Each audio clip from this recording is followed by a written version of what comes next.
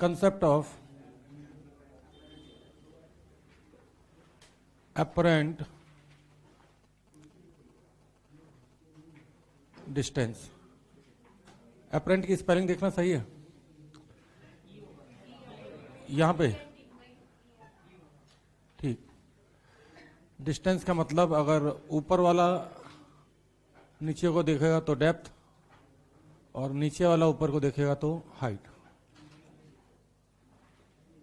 भाई वार्तालाप ना करें। मीडियम चेंज होने की वजह से हमें चीजें अपेरेंटली दिखती हैं, मतलब कि सीधे लाइट आंखों पे नहीं आती, तो रिफ्रैक्ट होकर आती है, तो इसलिए वो डिस्टेंस हमें एक्चुअल में नहीं दिखती, ठीक, जो एक्चुअल डिस्टेंस होती है, ठीक। ध्यान दें, बातें नहीं करें। मान लीजिए कि ऊपर का मीडियम μ1 है और नीचे का μ2। बाद में हम μ2 को म्यू ले लेंगे और μ1 को जरूरत पड़ने पर एयर ले लेंगे, ठीक।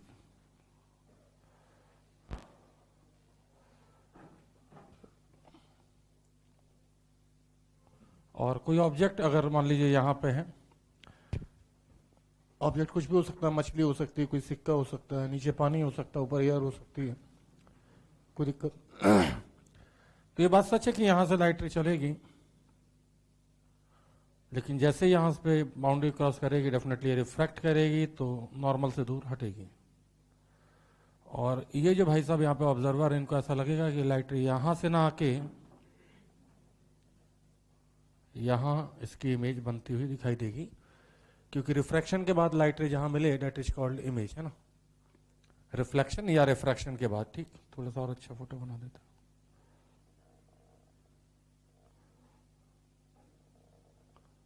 ठीक, कोई दिक्कत। तो बाहर खड़े हुए ऑब्जर्वर को ऐसा लगेगा कि ऑब्जेक्ट यहां ना रह के यहां पे है। अब कुछ लोगों को ऐसा लगता है कि ये डिस्टेंस कहलाएगी डी अपरेंट, जहां अपरेंटली दिख रही है, डी का मतलब डेप्थ से है यहां पे, ये डिस्टेंस है डी एक्चुअल। कुछ लोग डी बोल देते हैं, कुछ लोग डी, एसीटी का मतलब एक्चुअल, ठीक, कोई दिक्कत। अब यहाँ पे मैक्सिमम सवाल मिलते हैं, वो मिलते हैं नॉर्मल विजन के, मतलब यहाँ पे ये डेप्थ, ये जो चौड़ाई है एक्स, ये बहुत कम होती है, दे गई नहीं सवाल में, ठीक। 100 में से सिर्फ एक सवाल ऐसा है जो कि जिसमें चौड़ाई ज्यादा होगी, बाकी 99 सवाल वही हैं जिसमें हम नॉर्मली व्यू कर रहे हैं, मतलब कैसे सीधे खड़े होके। नॉर्मली का मतलब कि ये जो एंगल आई और एंगल आर हैं, ये θ1 θ1 जो है वो बहुत छोटे हैं, तो ऐसा नहीं कि नहीं कराएंगे, बड़े बड़े होंगे तब क्या होगा, वो भी कराएंगे। ये θ2 मान लो, तो ये भी θ2, ठीक। तो कुछ नहीं, इसमें स्नेल लॉ ही लगेगा, बस अंतर ये है कि बस साइन थीटा की वैल्यू हम डायरेक्ट नहीं पता, तो हम लिखेंगे μ1 sin θ1 बराबर μ2 sin θ2। भाई रिफ्रैक्शन हुआ तो स्नेल लॉ ही लगेगा, कोई दिक्कत। अगर थीटा बड़ा है तो फिर हमें कैलकुलेशन ज़्यादा करनी होगी, क्योंकि अब परपेंडिकुलर अपॉन हाइपोटेन्यूज, और सारा लफड़ा हाइपोटेन्यूज में ही आता कैलकुलेशन है, क्योंकि हाइपोटेन्यूज जब भी लिखोगे तो रूट में आएगी, X upon under root of X square plus. मैं हमेशा साइन थीटा का फॉर्मूले को अवॉइड करता हूँ, मुझे टेन थीटा अच्छा लगता है, क्योंकि perpendicular upon base. Sine theta जब भी आएगा तो हाइपोटेन्यूज आएगी, और हाइपोटेन्यूज आएगी तो अंडर रूट पाइथागोरस लगेगी लगेगी। μ2 sin θ2 लिखना हो तो एक्स अपॉन डी एक्चुअल भी लिख सकते हो, डी भी लिख सकते हो। तो यहां पे देखी जाए तो कैलकुलेशन अब मुझे मजबूरी में करनी पड़ेगी, स्क्वायरिंग बोथ साइड्स, और ऐसा करके फिर हम डी अपरेंट निकाल पाएंगे डी एक्चुअल के टर्म्स में, ठीक। लेकिन अगर यही थीटा में छोटा ले लूं, ये कहूं कि एक्स छोटा ले लूं, है ना, एक्स θ1 θ2 और वेरी स्मॉल, तो एक तो तरीका ये है कि मैं साइन थीटा को टेन थीटा लिख सकता हूँ, क्योंकि थीटा छोटा होता है तो साइन थीटा भी थीटा के बराबर होता है, और टेन थीटा भी थीटा के बराबर होता है, सही है। तो अब मैं इसने और एक तरीका ये है कि डी के कंपेरिजन में एक्स को नेग्लेक्ट कर दो तो अपना परपेंडिकुलर अपॉन बेस दिख जाएगा। डी के कंपेरिजन में एक्स को नेग्लेक्ट कर दूं, एक्स स्क्वायर है बल्कि, तो तुम्हें सीधे x upon D apparent square से रूट हट जाएगा। तो कहने का मतलब मैं फॉर्मूला यूज कर रहा हूँ म्यू 1 tan थीटा 1 बराबर म्यू 2 tan थीटा 2। tan का फार्मूला इसलिए आसान है क्योंकि भैया सीधे सीधे परपेंडिकुलर अपॉन बेस, और यहां पे भी परपेंडिकुलर, ये मल्टीप्लाई का साइन होता है मेरा, अपॉन बेस। तो यहां से देखें तो डी अपेरेंट जो आएगी वो आएगी हाँ mu 1 by mu 2 into D actual, या डी खाली लिख दो तो भी काम चल जाएगा। ठीक, कोई दिक्कत? अब कुछ लोग इसको म्यू 1 को एयर ले लेते हैं, ज्यादातर देखोगे तो ऑब्जर्वर एयर में ही होता है और नीचे पानी आनी होता है। तो अगर आप चाहें तो इसको ऐसे भी लिख सकते हैं डी बाई म्यू, एक्चुअल को डी लिखा है। ठीक, अगर आप ध्यान से देखें तो अच्छा बच्चे भूल जाते कई बार कि म्यू 1 ऊपर था म्यू 2 ऊपर था। तो जिस मीडियम में लाइट जा रही है वो ऊपर होगा और जिससे आ रही है वो नीचे होगा। कहने का मतलब है, मैं अगर ध्यान से देखूं तो ये लिखा हुआ है डी अपेरेंट बराबर refractive index of refracted medium. Refracted medium का मतलब है जिस मीडियम में लाइट जा रही है। याद कैसे करोगे भी, याद करवाऊंगा। Divided by refractive index of incident medium into D actual. याद करने का तरीका समझो, जा रही है डिवाइडेड बाय आ रही है, जा रही है अब वो अपने आप याद हो जाएगा रिफ्रैक्टिव इंडेक्स उसका लिखना। ठीक, तो बोलो जल्दी फटाफट, जा रही है divided by into D actual. कोई दिक्कत?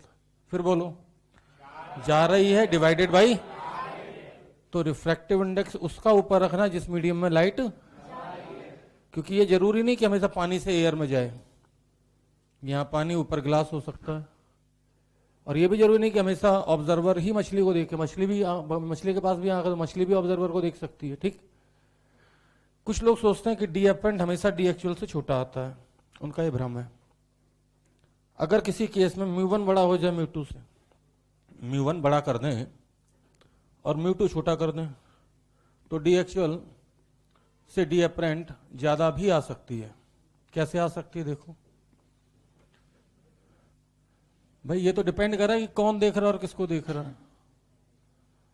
अगर मछली देख रही है आदमी को तो सोचो फिर डी एक्चुअल जो है बड़ा आएगा। ठीक, ध्यान दें, एक फोटो बना रहे हैं आपके सामने, ध्यान दीजिएगा। अगर मैं ये कह दूं बस कि ये वाला जो मीडियम है ये म्यू 1 वो बड़ा है म्यू 2 से, अगर म्यू 1 बड़ा है म्यू 2 से, तो ये बात पक्की है कि अब लाइट रे नॉर्मल की तरफ बेंड करेगी, हाँ कि ना? और अगर नॉर्मल की तरफ बेंड की तो ये बात पक्की है कि जब इसको मैं नीचे लाऊंगा तो अब इसकी इमेज यहां कहीं बनेगी। सही, अब आप देखें तो डी अपेरेंट न्यूमेरिकली तो दिख ही रहा है, लेकिन फोटो से भी अगर आप देखें तो अब डी अपेरेंट ज्यादा आ रहा है डी एक्चुअल से। सही है, ठीक, कोई दिक्कत? तो क्या फॉर्मूला है डी अपेरेंट का, जल्दी बोलो। जा रही है डिवाइडेड बाई आ रही है इनटू डी एक्चुअल। जिस मीडियम में जा रही है उसको ऊपर रखना है और जिससे आ रही है उसको नीचे रखना है। पहली चीज, बात अभी खत्म नहीं हुई। आप इसी चीज को ऐसे भी देख सकते हो, ध्यान दो। डी अपेरेंट बराबर refractive index of observer medium. भाई लाइट हमेशा ऑब्जेक्ट से ऑब्जर्वर चलती है, ऑब्जर्वर ये रहा। अब मछली देख रही है तो मछली ऑब्जर्वर बन जाएगी। सही है, तो refractive index of observer medium into जिसकी डिस्टेंस है उसी के म्यू से डिवाइड कर दो, जिसकी डिस्टेंस है और उसी के म्यू से डिवाइड कर दो। कोई दिक्कत? कोई दिक्कत? अब अगर ऑब्जर्वर तुम्हारा हवा में है तो यहाँ 1 आ जाएगा, और ऑब्जर्वर पानी में है तो पानी का म्यू आ जाएगा। कोई दिक्कत तो नहीं, पक्की बात, ठीक। अगर डी या एक्स बड़ा होगा तब कैसे खेलोगे? तब फिर खेलने का तरीका मैं बताता हूं। इससे खेलोगे तो फिर परेशान हो जाओगे कैलकुलेशन में। क्यों परेशान हो जाओगे? क्योंकि फिर से पाइथागोरस आ गई, और फिर यहाँ देखोगे स्क्वायरिंग बोथ साइड्स, ठीक। गौरव तो नहीं हो, खटाखट कैलकुलेशन करते हैं, बाकी लोग निपट जाएंगे। फिर स्क्वायरिंग बोथ साइड के बाद फिर पता चला ये इधर लाए, फिर एक्स की वैल्यू रखी और फलाना ढिमका, ठीक। कोई दिक्कत इतने में? कोई दिक्कत नहीं, ठीक। तो बड़े म्यू के लिए एक सवाल कराते हैं आपको, जो कि एससी वे में भी है, ठीक, और रेजो में भी है, लेकिन उसके डेटा को हमने चेंज कर दिया था। डेटा मतलब थोड़ा सा ऊपर नीचे चेंज कर दिया, ताकि कभी भारतीय भवन वाले क्लेम ना कर पाए, ठीक।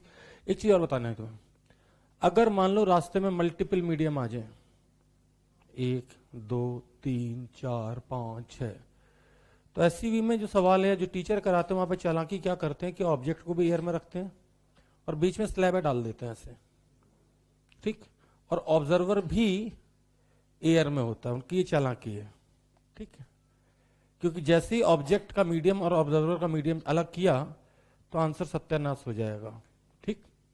और वो हमेशा सिक्का यूज करते हैं।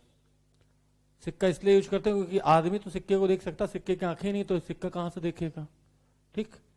तो अगर मल्टीपल मीडियम आ जाए तो उसके लिए मैंने अलग से जनरलाइजेशन किया हुआ, मेरा ही जनरलाइजेशन है, ठीक।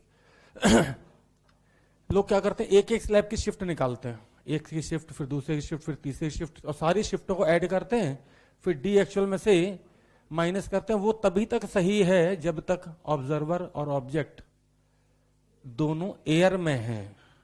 सेम मीडियम भी मारो गोली, एयर में है। अगर मैं एक को तेल में रख दूं और एक को ग्लिसरीन में रख दूं तो वहीं पे सारी लंका लग जाएगी इनकी पढ़ाने वालों की, ठीक, तुरंत गलत हो जाएगा, ठीक।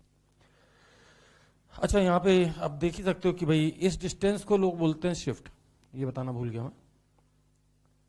तो शिफ्ट तो बड़े आराम से निकाल सकते हो आप। किसी ने बोला सर शिफ्ट का फार्मूला, तो शिफ्ट आ जाएगी डी में से डी बाई म्यू घटा दो, अगर एयर है तो, और एयर नहीं है तो म्यू फिर रिलेटिव लगाना पड़ेगा। जैसे यहाँ पे आप देख सकते हो म्यू 1 बाई म्यू 2 है ना, कोई दिक्कत तो नहीं। म्यू रिलेटिव का मतलब मेरा यहाँ पे म्यू 2 बाई म्यू 1 से है, मतलब म्यू को आप चाहो तो अगर एयर नहीं है तो फिर म्यू 2 बाई म्यू 1। क्या आपको याद है कि 2 कौन सा था और 1 कौन सा था? जिसमें था वो 2 था और जिसमें जा रही थी वो 1 था, समझ गए? तो भूलना नहीं कभी, है ना, कोई दिक्कत तो नहीं।